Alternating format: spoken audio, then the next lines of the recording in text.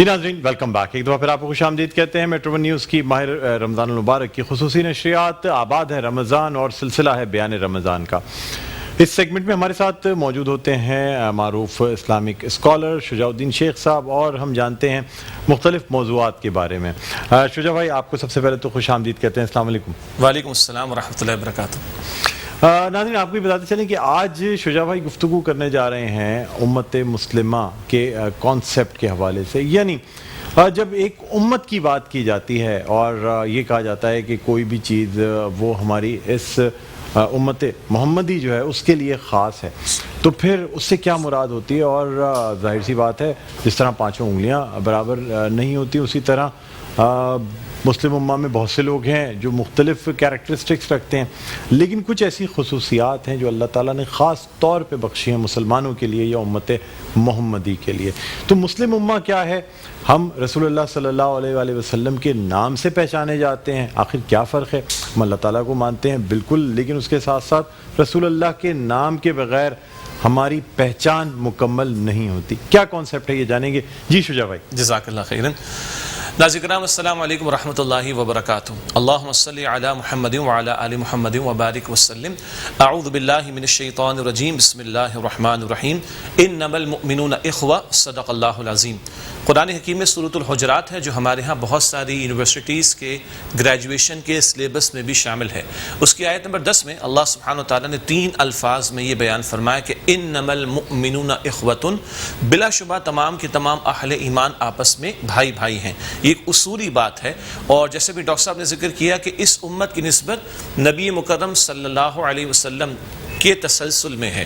یعنی کلمہ گو مسلمان ان کی جو امت ہے ان کو امت واحد کہا گیا، امت وسط کہا گیا، امت مسلمہ کہا گیا. باقی لوگ بھی اللہ کو مانتے ہیں، آخرت کو مانتے ہیں، یہود بھی ہیں، نصارہ بھی ہیں، لیکن محمد رسول اللہ صلی اللہ علیہ وسلم پر ایمان لانے والے اور آپ کی ختم نبوت کو ماننے والے یہ ایک امت واحد ہیں. ویسے تو یہ موضوع بہت طویل ہے اور اس ماہ مبارک میں مختلف مواقع پر اس کے اگلے 2-3 اور اسپیکٹس پہ بھی کلام کروں گا. مثلا ایک یہ کہ یہ بہترین امت ہے، یہ خیر امت ہے، یہ سب سے افضل امت ہے، تو اس کی کوئی وجہ ہے، اس پر ہم کلام کریں گے انشاءاللہ تعالی آئندہ کسی نشست میں. پھر یہ کہ جب افضل ہے تو اس کے ساتھ رسپانسبلٹی بھی ہے، اس کے کچھ کرنے کے بھی کام ہیں. وہ کرنے کے کام کیا ہیں اس پر بھی انشاءاللہ ہم کلام کریں گے. اور ان کرنے کے کاموں کے تعلق سے جو بہت بڑی سعادت اس امت میں اس عہد میں اللہ نے عطا فرمائی وہ اہل پاکستان کو عطا فرمائی، یہ کسی اور موقع پر بات کریں گے. آج اس امت کے تصور سے جو نقطہ عرض کرنا مقصود ہے وہ پہلو ہے کہ جو اللہ کے رسول علیہ السلام کی 2 احادیث میرا خیال ہے کہ ہر بچے، بڑے، بوڑھے، جوان کو یاد ہے. اللہ کے رسول علیہ السلام فرماتے ہیں کہ یہ امت ایک عمارت کی مانند ہے. مسلمان ایک عمارت کی مانند ہے. ایک اینٹ دوسری اینٹ کے ساتھ مل کر جیسے دیوار کو مضبوط کرتی ہے، ایک مسلمان دوسرے مسلمان کے ساتھ ملتا ہے، جڑتا ہے اور اس امت کی عمارت کو وہ مضبوط کرتا ہے. میرے خیال سے حدیث آپ سب کو یاد ہے. اسی طرح وہ حدیث کے جس میں اللہ کے پیغمبر صلی اللہ علیہ وسلم نے یہ ارشاد فرمایا ہے کہ تمام مسلمان ایک جسم کی مانند ہیں. جیسے جسم کے ایک حصے میں مثلا آنکھ میں تکلیف ہو تو سارا جسم اس تکلیف کو محسوس کرتا ہے، اسی طرح اگر امت میں کسی ایک مسلمان کو، کسی ایک فرد کو، کسی ایک خطے کے مسلمانوں کو تکلیف پہنچ رہی ہو تو باقی مسلمانوں کا ان کے ساتھ کیا تعلق ہونا چاہیے کہ ان کی تکلیف کو اپنی تکلیف محسوس کریں. مجھے معلوم ہے کہ یہ باتیں بہت اچھی ہیں اس لیے کہ اللہ اور اس کے رسول علیہ السلام کی تعلیمات ہیں، اور مجھے یہ بھی معلوم ہے کہ آپ کے ذہن میں فوراً یہ بات آ رہی ہوگی کہ بھائی بات تو بہت اچھی ہے لیکن حالات کچھ اور ہیں. وجہ ہے کہ حالات کچھ اور ہیں، لیکن میں مکلف ہوں، میں ذمہ دار ہوں اس بات کا کہ اللہ اور اس کے رسول علیہ السلام کی تعلیم کا علم بھی رکھوں اور ہم سب کی بات کر رہا ہوں اور اسی کو پروموٹ کروں اور اس کے مطابق عمل درآمد کرنے کی کوشش کروں. ذرا گزشتہ چند برسوں کا جائزہ لے لیجئے. کشمیر کا معاملہ، فلسطین کا معاملہ، اسی طریقے پر برما کا معاملہ، اسی طریقے پر شام یعنی سیریا کا معاملہ، کیسا کیسا ظلم و ستم مسلمانوں پر اس کے پہاڑ توڑے گئے.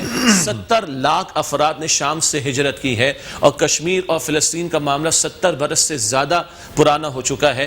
برما کا معاملہ تو یہ تھا کہ اس کی تو رپورٹنگ میں کوئی میڈیا میں شاذ و نادر ہی آپ آیا کرتی تھی. میرا اور آپ کا ٹیسٹ کیا ہے؟ کم سے کم میرا اور آپ کا ٹیسٹ تو یہ یہ ہے, امتحان یہ ہے, کیا میں اپنے ان بھائیوں اور بہنوں کی تکلیف کو اپنی تکلیف محسوس کرتا ہوں؟ اچھا فوراً سے ایک سوال آتا ہے, بڑے اگریسو قسم کے لوگ کامنٹس دیتے ہیں, آرگومنٹس دیتے ہیں, میاں پاکستان والوں کا تو پہلے سوچ لو. بالکل سوچنا چاہیے, کوئی شک ہی اس کے اندر نہیں ہے.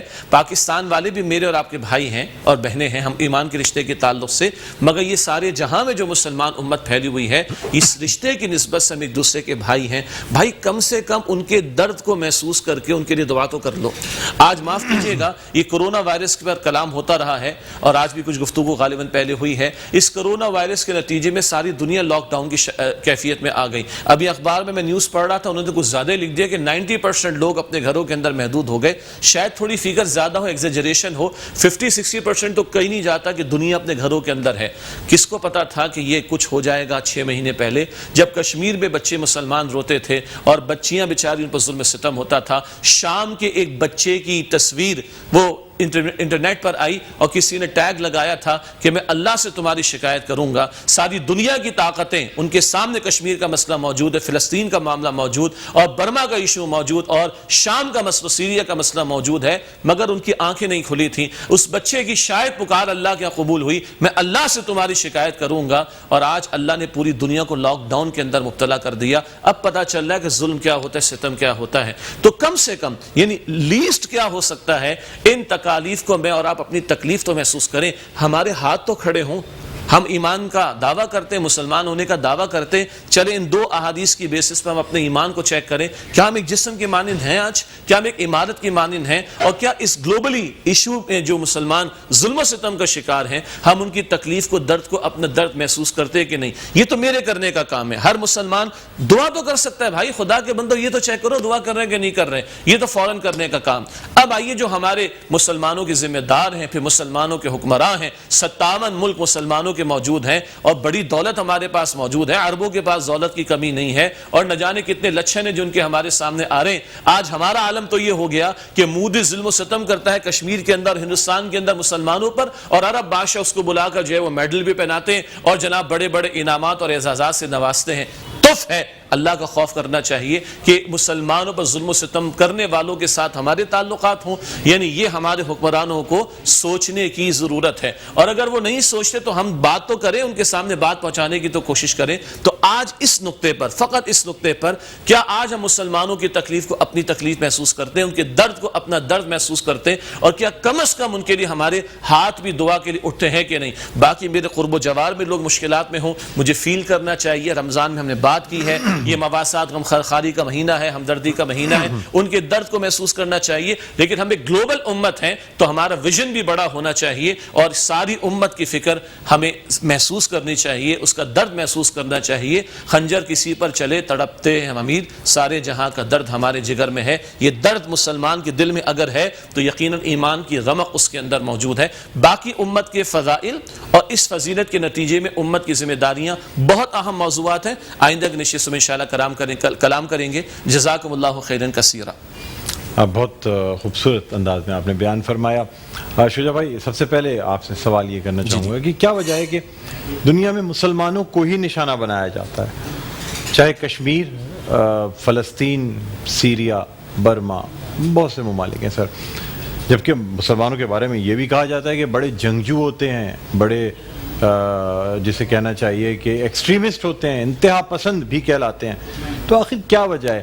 کیا ہمارے امیج کی وجہ سے ہمیں نشانہ بنایا جاتا ہے, یا ہم کمزور پڑ گئے ہیں جس کی وجہ سے جس قومیت کا دل چاہتا ہے, ہندو ہوں تو وہ ہم پہ وار کر رہے ہیں, عیسائی ہوں تو وہ کر رہے ہیں, یہودی ہو تو وہ کر رہے ہیں, برمیز ہو تو وہ کر رہے ہیں؟ کیا وجہ ہے سر؟ جی, آپ کے سوال میں ماشاءاللہ 2-3 ایسپیکٹ ہیں. پہلی بات تو کیا ہماری کوئی کمزوری ہے؟ بالکل ہے. قرآن ہمیں بتاتا ہے سورہ آل عمران آیت 139 میں, وَأَنْتُمُ الْأَعْلَوْنَ إِن كُنْتُم مُؤْمِنِينَ, ایمان والو تم غالب تو رہو گے, تم ہی غالب رہو گے اگر تم واقعتاً ایمان پر ہو. اب دیکھیے ڈاکٹر صاحب, ہمارا ایمان کا دعویٰ بھی ہو اور ہمارے سود کے دھندے بھی چلیں, ہمارا ایمان کا دعویٰ ہو حقوق العباد کی حق تلفی بھی ہو، ہمارا ایمان کا دعویٰ ہو نماز کی کوتاہی بھی ہو، ہمارا ایمان کا دعویٰ ہو اور شریعت کے احکامات کی خلاف ورزی بھی ہو، تو یہ عمل بتا رہا ہے کہ ایمان کا دعویٰ سچا نہیں ہے۔ اللہ نے کنڈیشن جو لگائی، اگر تم واقعتاً ایمان پر ہوگے اور ایمان کے تقاضوں پر گویا عمل کرو گے تو اللہ تمہاری مدد فرمائے گا۔ ایک تو آپ کے سوال کا یہ حصہ کہ ہاں ہماری اپنی کمزوری کا معاملہ، آپ دیکھیں 57 ملک ہیں، ہم نے کہیں اللہ کی شریعت کو نافذ کر کے دکھایا؟ ہم دنیا کو بتا سکتے ہیں کہ آؤ یہ قرآن کے مطابق نظام ہے جو ہم نے نافذ کیا؟ دوسری بات، آخر مسلمان ہی نشانہ کیوں بنتا؟ یہ بڑا اہم سوال ہے۔ دیکھیے جیسے مسلمان امت واحد ہے نا، اسی طرح اللہ کے رسول علیہ السلام نے فرمایا کہ الکفر ملت واحدہ، یہ کفر ملت واحد ہے۔ ان کے آپس کے جھگڑے ہوں گے لیکن مسلمانوں کی دشمنی کے اندر یہود و نصارہ کو دیکھیں ماضی میں یا آج کی اقوام کو دیکھ لیں، مسلمانوں کی جب بات آئے گی تو یہ سارے اکٹھے ہو جاتے ہیں۔ اس کی خاص وجہ ہے، اس کی خاص وجہ یہ ہے کہ ڈاکٹر صاحب اسلام کو اللہ سبحانہ وتعالی نے عطا فرمایا، ہمیں ایک عادلانہ نظام ہے، اور دنیا کے وہ لوگ جن کے مفادات ظالمانہ نظام کے ساتھ وابستہ ہوتے ہیں ان کو اگر کوئی خوف ہے تو وہ یہ ہے کہ یہ اگر عدل کا نظام کہیں آ گیا، اگر عدل کا نظام کہیں آ گیا تو ان بدماشوں اور ظالموں کی جو ہٹ دھرمیاں ہیں اور ان کے جو مفادات ہیں ان پر ضرب پڑ جائے گی، چنانچہ کہیں کسی مسلمان کے پنپنے دینا نہیں چاہتے۔ ایک اور بات بتا دوں، ان کو ہماری نمازوں سے کوئی پریشانی نہیں، نمازیں آپ کافروں کے ملک میں بھی پڑھ لیں، روزہ بھی رکھ لیں اور صدقہ خیرات بھی کر لیں، وہاں سے جا کر حج بھی کر لیں، ان کو کوئی ایشو نہیں ہے۔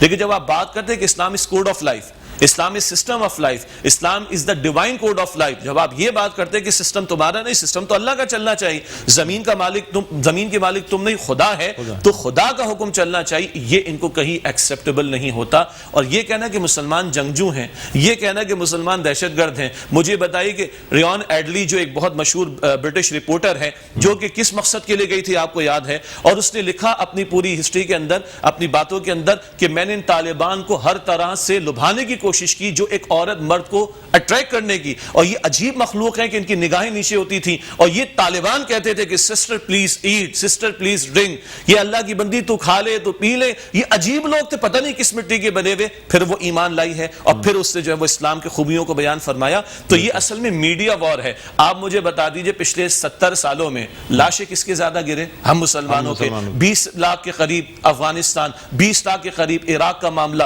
لاکھوں کی تعداد میں شام کا معاملہ، لاکھوں کی تعداد میں کشمیر کا معاملہ، فلسطین کا معاملہ۔ ارے ظلم تو ہم پر ہوا ہے، گردنیں ہماری کاٹی گئیں، لاشیں ہمارے گرائے گئے، عجیب ظالم لوگ ہیں جو کہتے ہیں کہ مسلمان دہشت گرد۔ اچھا سر، یہ بھی بتا دیجیے گا کہ ہم کیا آپس میں اپنے ہی تفرقے کی وجہ سے کمزور پڑ گئے ہیں، یا کیا وجہ ہے کہ ہم ایسی چیزوں پہ آواز بھی نہیں اٹھا سکتے؟ یعنی اب جس طرح پہلے کہتے ہیں نا کہ کم از کم کچھ نہیں ہے تو آواز تو اٹھائی جائے، پھر اس سے بھی کم اگر در جائے تو کم از کم دل میں ہی برا سوچا جائے۔ ماشاءاللہ، کیا کہتے ہیں ڈاکٹر صاحب؟ بہت قیمتی بات آپ نے کہی۔ کیا ہمارے تفرقوں کا مسئلہ تو نہیں؟ بالکل صحیح بات ہے، میں آپ کی بات سے 100% ایگری کرتا ہوں کہ ہمارے اپنے تفرقوں کی حرکتوں نے ہمیں اندر سے کمزور کیا۔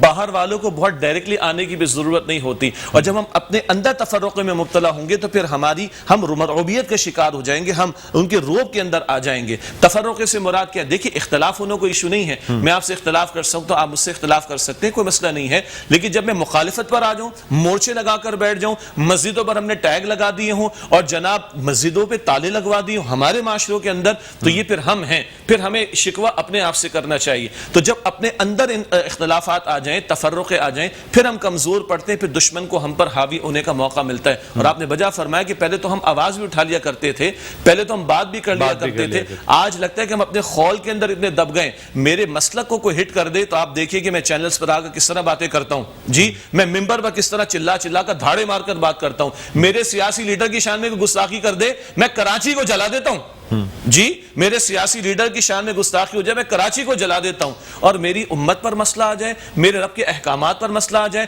محمد مصطفیٰ علیہ السلام کی تعلیمات پر مسئلہ آ جائے تو لوگوں کو کچھ ہوتا نہیں ہے۔ اس کا مطلب ہے کہ ہم اپنے خولوں کے اندر بند ہو گئے اور اپنے کچھ مفادات کے غلام بن گئے ہیں، دین شاید ہماری پرائیورٹی اور ترجیحات میں نہیں رہا۔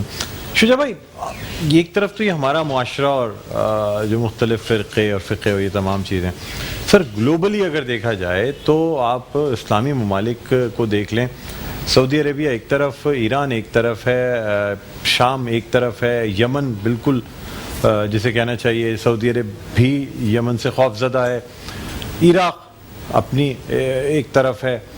مطلب سر کیا وہ ہے کہ ہم ان تمام، یعنی ایک تو ایک معاشرہ دوسرے گلوبلی جب ہم بین الاقوامی بات کرتے ہیں تو یہ آپس میں ٹرکی ایک طرف ہے، ٹرکی بھی ایک مسلمان ملک ہے سر، لیکن آپس میں کوئی بھی مسلمان ملک دوسرے مسلمان ملک کے ساتھ شیر و شکر نہیں ہے، یا تو فقہی مسئلہ ہے یا کوئی اور ہے، یا باؤنڈریز کا مسئلہ ہے، کہیں نہ کہیں کوئی لڑائی ضرور ہے۔ کیا کہتے ہیں سر؟ باؤنڈریز کے لفظ صاحب نے بڑا اچھا استعمال کیا، یہ عجیب باؤنڈریز ہیں، میں کلمہ گو مسلمان، مجھے کہیں جانے کے لیے باؤنڈریز کا پابند ہونا پڑتا ہے، انتظامی معاملات الگ ہوتے ہیں، لیکن میں نے باؤنڈریز جو لکیریں جو کھینچ دی گئی نا، اسی سے اس امت کی طاقت جو ہے وہ ٹوٹی۔ جب تک خلافت کا نظام جیسا تیسا بھی رہا سہا بھی قائم تھا تو مسلمانوں کی مرکزیت تھی، آج وہ سسٹم ہی ختم ہو گیا۔ کہنے کا مطلب یہ جو آپ نے بجا فرمایا کہ کچھ اور ہمارے مفادات، جی ہمارا پیٹ ہمارا مسئلہ بن گیا، ہماری بادشاہتیں ہمارا مسئلہ بن گئی، اللہ کا دین شاید ہماری پرائرٹی میں نہیں ہے۔ اچھا یہ جو آپ نے فرمایا نا کہ سعودیہ کا معاملہ، ایران کا معاملہ، فلاں کا معاملہ بجا ہے، ساتھ ساتھ اور بھی دیکھیں، جب ایران اور عراق کی وار ہوئی، جب ہم تو چھوٹے تھے، ہماری عمر بہت چھوٹی تھی، آپ کو یاد ہوگا بعد میں کیا رپورٹ سامنے آئی، ایک کو امریکہ سپورٹ کرتا تھا اور ایک کو برطانیہ سپورٹ کرتا تھا، ٹھیک ہے؟ ایگزیکٹلی آپ 14 صدیوں پہلے چلے جائیں، یہودی یہ قرضے دیتے تھے عرب کے قبائل کو اور پھر لڑاتے تھے، ہاں قرضے دے کے اپنی تجوریاں بھرتے تھے۔ پتہ یہ چلا کہ غیروں کے مفادات ہیں کہ جس کو پورا کرنے کے لیے وہ ہمیں لڑانے کی کوشش کر رہے ہوتے ہیں۔ اب ایک سوال اس کے کاؤنٹر آرگیومنٹ آتا ہے، ہم اتنے بھولے ہیں؟ نہیں، ہم بھولے نہیں ہیں، ہم کئی مفاد کے غلام بن جاتے ہیں تو بے وقوفی کی انتہا پر چلے جائیں گے۔ مسلمان اتنا ایمان کا پکا ہونے کے باوجود بھی اتنی آسانی سے کیسے بہک جاتا ہے سر؟ ڈاکٹر صاحب سوال ہے کہ ایمان کا پکا ہونے یعنی امریکہ ایک طرف پراکسی وار کرا بھی رہا ہوتا ہے اور بعد میں دوسرے مسلم ملک سے کہہ کے جس ملک کے ساتھ مل کے پہلے پراکسی وار ہو رہی ہوتی ہے اب اسی کو تباہ کرنے میں لگ جاتا ہے۔ افغانستان کی مثال ہے، عراق کی مثال ہے، بہت سارے ایسے، ایران کی مثال ہے، خود اپنی چیزیں سپلائی کی اور اس کے بعد خود ہی اس کے خلاف جنگ کرنی شروع کر دی دوسرے اسلامی ممالک کو ملا۔ جی آپ نے جو جملہ درمیان میں ارشاد فرمایا ہے کہ کیا ہمارا ایمان کا معاملہ، مجھے اجازت دیجئے، قطر میں مذاکرات ہوئے، کس کے ساتھ ہوئے؟ طالبان افغانستان، اور ٹائٹل کیا تھا؟ not the government of Afghanistan but the امارت اسلامی افغانستان۔ یہ تو اللہ تعالیٰ نے آنکھیں کھولی ہیں ہمارے اس دور میں، وہ لوگ کہ جن کو دنیا جنگجو کہتی تھی، اجٹ کہتی تھی، پتہ نہیں کیا کچھ کہتی تھی، اور آج پوری دنیا بیٹھ کر ان سے مذاکرات کرنے پر مجبور ہو رہی ہے۔ اس کا مطلب یہ ہوا ایک اس عہد میں اللہ ہمیں دکھا رہا ہے، دیکھو تم اللہ کے ساتھ کمیٹڈ ہو جاؤ، اللہ پر توکل کرو، اللہ کے لیے کھڑے ہو جاؤ تو اللہ سبحانہ وتعالیٰ کی مدد تمہارے شامل حال آئے گی، چاہے تمہارا نقصان ہوگا، چاہے وقتی طور پر تمہیں بڑی مشکلات دیکھنا پڑیں گی، مگر وقت کے فرعون کو بھی اللہ تمہارے سامنے جھکا دے گا۔ سبحان اللہ، سبحان اللہ، بہت خوب، بہت شکریہ شجاع بھائی، آپ نے اپنی مصروفیات میں سے وقت نکالا، بہت شکریہ۔ ناظرین، شجاع بھائی کا باقاعدہ ایک جو تراویح کا ترجمہ اور اس کی مختصر تفسیر جو ہے وہ روزانہ رات میں میٹرو ون نیوز پہ رات 10:05 پہ نشر کی جاتی ہے، وہ بھی دیکھنا نہ بھولیے گا۔ یہاں اس ٹرانسمیشن میں ایک وقفہ لینا چاہیں گے، دیکھتے رہیے میٹرو ون نیوز کی ماہ رمضان المبارک کی خصوصی نشریات۔ آباد ہے رمضان۔